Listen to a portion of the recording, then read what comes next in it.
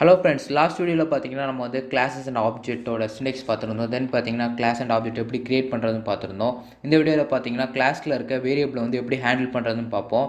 அதை பார்த்தீங்கன்னா நம்ம வந்து கிளாஸில் வந்து ஒரு வேரியபிள் நம்ம வந்து டிக்ளேர் பண்ணுறோன்னு வைங்களேன். அதை வந்து நம்ம என்ன சொல்லுவோம்னா வேரியபிள்னு சொல்ல மாட்டோம். அதை பார்த்தீங்கன்னா ப்ராப்பர்ட்டிஸ்ன்னு சொல்லுவோம்.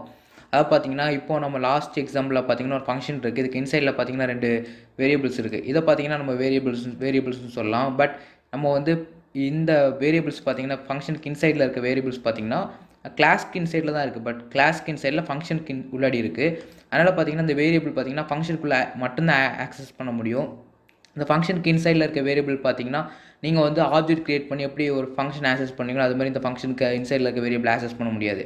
அப்போ நம்ம வந்து ஒரு கிளாஸ்க்கு இன்சைடில் இருக்க ஒரு வேரியபிள் நம்ம ஆக்சஸ் பண்ணணும்னா அந்த வேரியபிள், அதாவது கிளாஸ்க்கு இன்சைடில் நம்ம ஒரு வேரியபிள் கிரியேட் பண்ணுறோம். அந்த வேரியபிளை வந்து இந்த கிளாஸ்க்கு அவுட் சைடில் ஆக்சஸ் பண்ணணும்னா நம்ம வந்து கிளாஸ் ஃபங்க்ஷனுக்கு இன்சைட்லலாம் நம்ம வந்து வேரியபிள் டிக்ளேர் பண்ணக்கூடாது. நம்ம ஃபங்க்ஷனுக்கு அவுட் சைடில் கிளாஸில் டாப்பில் பார்த்திங்கன்னா நம்ம வந்து அந்த வேரியபிள்ஸ் பார்த்திங்கன்னா நம்ம டிக்ளேர் பண்ணால் ஜஸ்ட் க்ரியேட் பண்ணணும். அதை தான் பார்த்திங்கன்னா நம்ம வந்து வேரியபிள்னு சொல்ல மாட்டோம். அதை வந்து நம்ம வந்து ப்ராப்பர்ட்டிஸ்னு சொல்லுவோம். அதை எப்படி க்ரியேட் பண்ணுறோம் பார்ப்போம். இப்போ ப்ராப்பர்ட்டிஸுக்கும் வேரியபிள்ஸ்க்கும் டிஃப்ரென்ஸ் என்னென்னு பார்த்தீங்கன்னா, ப்ராப்பர்ட்டிஸ்னால் அதுக்கு ஃப்ரண்டில் பார்த்தீங்கன்னா ஒரு ஆஸஸ் மாடிஃபயர் இருக்கணும். அதாவது பார்த்தீங்கன்னா ஆஸஸ் மாடிஃபயர் ஆர் ஸ்பெசிஃபயர் சொல்லலாம். ஆஸஸ் மாடிஃபயர்னால் என்னென்னு பார்த்தீங்கன்னா ஒரு கீவேர்ட் தான். இது பார்த்தீங்கன்னா பப்ளிக், ப்ரைவேட், ஸ்டாட்டிக் இந்த மாதிரி பார்த்தீங்கன்னா நிறைய கீவேர்ட்ஸ் இருக்கும். அதை பார்த்தீங்கன்னா மாடிஃபயர்ஸ்னு சொல்லுவாங்க. இதில் வந்து நீங்கள் வந்து ஏதாவது ஒரு கீவேர்ட் வந்து அந்த வேரியபிளுக்கு ஃப்ரண்டில் போட்டிங்கன்னா அதான் பார்த்தீங்கன்னா அது வந்து அந்த வேரியபிள் பார்த்தீங்கன்னா இன்ஸ்டன்ஸ் வேரியபிள்னு சொல்லலாம். அதாவது பார்த்தீங்கன்னா இன்ஸ்டன்ஸ் வேரியபிள்னால் கிளாஸ்க்கு இன்சைடில் வர வேரியபிள்ஸ்னால் இன்ஸ்டன்ஸ் வேரியபிள் சொல்லுவாங்க. அதாவது பார்த்தீங்கன்னா ஆப்ஜெக்ட் வச்சு மட்டுமே அந்த வேரியபிள்ஸ் ஆக்சஸ் பண்ண முடியும். இல்லாட்டி பார்த்தீங்கன்னா நீங்கள் வந்து அதை வந்து ப்ராப்பர்ட்டிஸ்னு சொல்லலாம். இப்போ வந்து நான் அப்படி அதை க்ரியேட் பண்ண பார்ப்போம். ஃபஸ்ட் பார்த்தீங்கன்னா ப்ராப்பர்ட்டி க்ரியேட் பண்ணுறதுக்கு பார்த்தீங்கன்னா நான் இங்கே வந்து பப்ளிக்கு ஆக்சஸ் ஸ்பெசிஃபையர் யூஸ் பண்ணுறேன். இப்போ பார்த்தீங்கன்னா நான் பப்ளிக்னு கொடுத்துட்டேன். இப்போ பார்த்தீங்கன்னா ஜஸ்ட் ஒரு வேரியபிள் நேம் கொடுக்குறேன். இப்போ பார்த்தீங்கன்னா நான் ஏ = 10ன்னு க்ரியேட் பண்ணுறேன். இப்போ பார்த்தீங்கன்னா நமக்கு இன்சைட்லேயும் ஒரு ஏ இருக்குது. பட் இந்த ஏயும் சேமான்னு கேட்டிங்கன்னா சேம் கிடையாது. இந்த 2 ஏயுமே டிஃப்ரெண்ட். இது பார்த்தீங்கன்னா ஒரு ப்ராப்பர்ட்டி, இது பார்த்தீங்கன்னா ஒரு வேரியபிள். இப்போ நான் உங்களுக்கு ஒரு எக்ஸாம்பிளுக்கு நான் என்ன பண்ணுறேன் கட்டுறேன்னு வைங்களேன். இப்போ வந்து நான் என்ன பண்ணுறேன்னா ஜஸ்ட் நான் இங்கே ஒரு அந்த ஆப்ஜெக்ட் வச்சு பார்த்தீங்கன்னா நான் வந்து இப்போ ஏ பிரிண்ட் பண்ணுறேன். இங்கே பார்த்தீங்கன்னா ஏ ஃபங்க்ஷனுக்கு இன்சைடில் இருக்க ஏ பார்த்தீங்கன்னா அதோட வேல்யூ 5. இப்போ இங்கே வந்து ஏ வந்து எக்கோ யூஸ் பண்ணி பிரிண்ட் பண்ணுறேன். இப்போ நான் பிரிண்ட் பண்ணுறேன். இப்போ நீங்கள் அவுட்புட் பார்த்தீங்கன்னா உங்களுக்கு என்ன அவுட்புட் வரும்னு பார்த்தீங்கன்னா ஸோ உங்களுக்கு 10ன்னு வந்திருக்கு. இப்போ அந்த ஃபங்க்ஷனை பார்த்தீங்கன்னா இப்போ கால் பண்ணல. பார்த்தீங்களுக்கு அவுட்புட் பார்த்தீங்கன்னா 10 வந்திருக்கு. இங்கே ஏவோட வேல்யூ பார்த்தீங்கன்னா 5, இங்கே ஏவோட வேல்யூ பார்த்தீங்கன்னா 10. இப்போ உங்களுக்கு புரிஞ்சிருக்கும். இது வந்து ஒரு வேரியபிள், இது பார்த்தீங்கன்னா ஒரு ப்ராப்பர்ட்டி, கிளாஸோட ப்ராப்பர்ட்டி. இது வந்து நீங்கள் ஆப்ஜெக்ட் வச்சு மட்டுமே ஆக்சஸ் பண்ண முடியும். இதை வந்து உங்களால் இந்த ஃபங்க்ஷனை விட்டு வெளியில் எங்கேயுமே ஆக்சஸ் பண்ண முடியாது. ஏன்னா இதோட ஸ்கோப் வந்து இந்த ஃபங்க்ஷனுக்குள்ளே மட்டும்தான். நெக்ஸ்ட் பார்த்தீங்கன்னா நம்ம வந்து இப்போ இங்கே ஏக்கு நான் 10ன்னு அசைன் பண்ணிட்டேன். பட் இங்கே ஃபங்க்ஷனுக்கு இன்சைடில் பார்த்தீங்கன்னா நான் அந்த ஏயை யூஸ் பண்ணணும். இப்போ வந்து நான் இங்கே ஏன்னு போட்டிருக்கேன், A+Bன்னு போட்டிருக்கேன். இல்லை A+Bன்னு போட்டால் கூட எனக்கு இந்த ஏயோட வேல்யூ தான் வரும். ஏன்னு பார்த்தீங்கன்னா $ஏங்கிறது பார்த்தீங்கன்னா ஒரு வேரியபிள். இப்போ நீங்கள் எனக்கு இந்த $ஏ ப்ளஸ் பண்ண வேண்டாம், எனக்கு வந்து இந்த டாப்பில் இருக்க இந்த ப்ராப்பர்ட்டி எனக்கு ஆட் பண்ணணும்னா நீங்கள் என்ன பண்ணணும் பார்த்தீங்கன்னா ஒரு ஆப்ஜெக்ட் மாதிரி போடணும். இங்கே எப்படி நம்ம வந்து ஒரு வேரியபிள் கொடுத்துருக்கோமோ $ஆப்ஜெக்ட்னு ஒரு வேரியபிள் நம்ம க்ரியேட் பண்ணியிருக்கோமோ அதே மாதிரி பார்த்தீங்கன்னா ஒரு இன்பில்ட் வேரியபிள் இருக்குது. அதை பார்த்தீங்கன்னா திஸ்ங்கிறது பார்த்தீங்கன்னா ஒரு கீவேர்ட். அதை பார்த்தீங்கன்னா ஒரு இன்பில்ட் வேரியபிள். இந்த வேரியபிள் எதை குறிக்குன்னு பார்த்தீங்கன்னா இது ஒரு ஆப்ஜெக்ட் மாதிரி தான். இந்த திஸ்ங்கிறது ஒரு ஆப்ஜெக்ட். அதாவது பார்த்தீங்கன்னா இந்த கிளாஸ்க்குள்ளே, அதாவது பார்த்தீங்கன்னா கிளாஸ்க்கு ஆப்ஜெக்ட் தான். திஸ்ன்னு எதுக்கு போடுறோன்னா கிளாஸ், இந்த கிளாஸுக்குரிய வேரியபிள் தான் அதுங்கிறதுக்காக நம்ம கொடுக்குறோம். பொதுவாக பார்த்தீங்கன்னா நம்ம வந்து ஒரு ஆப்ஜெக்ட் க்ரியேட் பண்ணும்போது பார்த்தீங்கன்னா அந்த ஆப்ஜெக்டில் வந்து இந்த மாதிரி நம்ம நியூ கீவேர்ட் போட்டு ஏ கிளாஸ், இந்த கிளாஸோட நேம் கொடுப்போம். அதை பார்த்தீங்கன்னா அந்த கிளாஸோட ஒரு ரெஃபரன்ஸை தான் நம்ம ஸ்டோர் பண்ணுறோம்.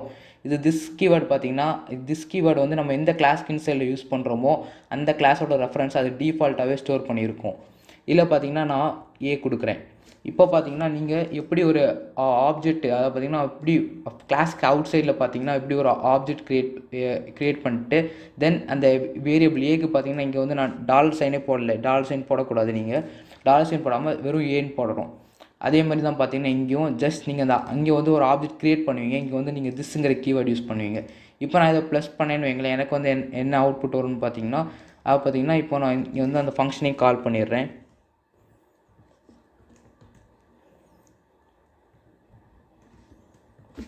இப்போ பார்த்திங்கன்னா நான் வந்து இந்த ஃபங்க்ஷனை ஃபஸ்ட் கால் பண்ணிக்கிறேன். தென் பார்த்திங்கன்னா இதில் நான் ஒரு பிஆர் டேக் போட்டுக்கிறேன் ஃபார் நியூ லைன். இங்கே வேண்டாம், இங்கே நான் போடுறேன்.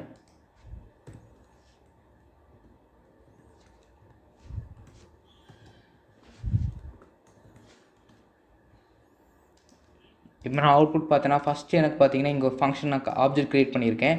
தென் பார்த்தீங்கன்னா அந்த ஆப்ஜெக்ட் வச்சு அந்த ஃபங்க்ஷனை பார்த்தீங்கன்னா நான் கால் பண்ணியிருக்கேன். இது டேரெக்டாக எனக்கு என்ன பண்ணணும்னு பார்த்தீங்கன்னா இந்த ஃபங்க்ஷனுக்குள்ளே எனக்கு இந்த ஃபங்க்ஷன் கால் ஆகுது. இந்த ஃபங்க்ஷனில் பார்த்தீங்கன்னா நான் வந்து ஏன்னு ஒரு வேரியபிள், பின்னு ஒரு வேரியபிள் க்ரியேட் பண்ணி 5 ஸ்டோர் பண்ணியிருக்கேன். இங்கே எக்கோவில் பார்த்தீங்கன்னா நான் வந்து இன்ஸ்டன்ஸ் வேரியபிள், அதாவது பார்த்தீங்கன்னா நம்மளோட ப்ராப்பர்ட்டி ஏங்கிற ப்ராப்பர்ட்டியை வந்து பிங்கிற வேரியபிள் கூட நான் ப்ளஸ் பண்ணியிருக்கேன். இப்போ உங்களுக்கு புரிஞ்சிருக்கும். இப்போ ஏவோட வேல்யூ 10, பியோட வேல்யூ பார்த்தீங்கன்னா 5. இங்கே 5 பிரிண்ட் ஆகிருக்கும். இதில் வந்து நீங்கள் பேசிக்காக அண்டர்ஸ்டாண்ட் பண்ண வேண்டியது என்னென்னு பார்த்தீங்கன்னா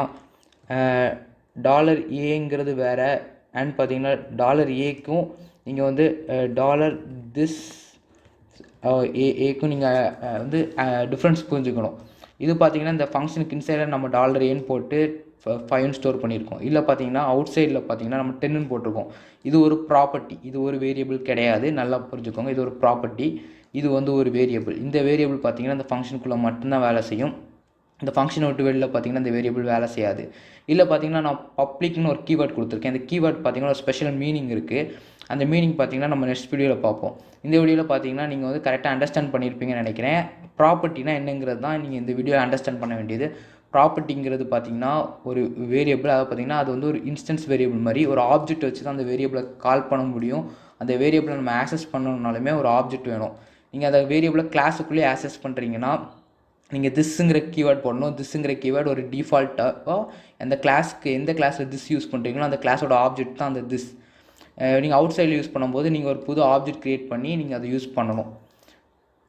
தென் பார்த்தீங்கன்னா இதே மாதிரி கோடிங் பார்த்தீங்கன்னா நீங்கள் வந்து ப்ராக்டிஸ் பண்ணி பாருங்கள். அதில் வந்து நீங்கள் வந்து ப்ராப்பர்ட்டி தனியாக யூஸ் பண்ணுங்கள். நீங்கள் வந்து வேரியபிள் இப்படி தனியாக யூஸ் பண்ணி நீங்கள் வந்து இந்த கோடிங்கை பார்த்தீங்கன்னா ப்ராக்டிஸ் பண்ணி இந்த ப்ராப்பர்ட்டியை வந்து நல்லா அண்டர்ஸ்டாண்ட் பண்ணிக்கோங்க. ஏன்னா இது வந்து ரொம்ப முக்கியமான ஒரு விஷயம். இது இல்லாமல் நீங்கள் வந்து PHPயில் இது தெரியாமல் PHP படிச்சிங்கன்னா அது வேஸ்ட் தான். அதனால் பார்த்தீங்கன்னா அது ப்ராப்பர்ட்டி அண்ட் வேரியபிளுக்குள்ள டிஃப்ரென்ஸ் நீங்கள் வந்து கொஞ்சம் அண்டர்ஸ்டாண்ட் பண்ணிக்கோங்க. இது பப்ளிக்னா ஆக்சஸ் ஸ்பெசிஃபைங்கிறது எப்படிங்கிறது கண்டிப்பாக நான் நெக்ஸ்ட் வீடியோவில் சொல்கிறேன். ஓகே, பாய் கைஸ், நெக்ஸ்ட் வீடியோவில் பார்ப்போம்.